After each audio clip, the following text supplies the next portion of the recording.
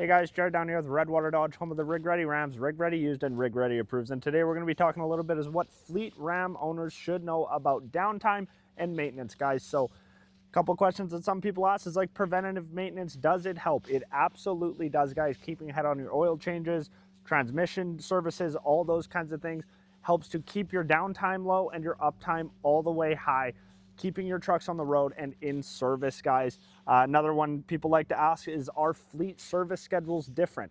Oftentimes they are, because fleet trucks are used to working under severe loads, guys, like heavy towing, just towing in general, heavy loads, all that kinds of thing, guys, versus where basically what that's going to do is it could ramp up your maintenance schedule, guys. So normally when you're looking at a fleet truck, always very well maintained, but they are accelerated a bit as they are doing more work, guys. Another big one is, should you have a loyal dealer? You absolutely should, guys, like us here at Redwater, versus where doing it that way, you can keep having a fleet advisor that can help you keep up priority scheduling, making sure that your truck's maintenance is kept up to date and always on time, guys.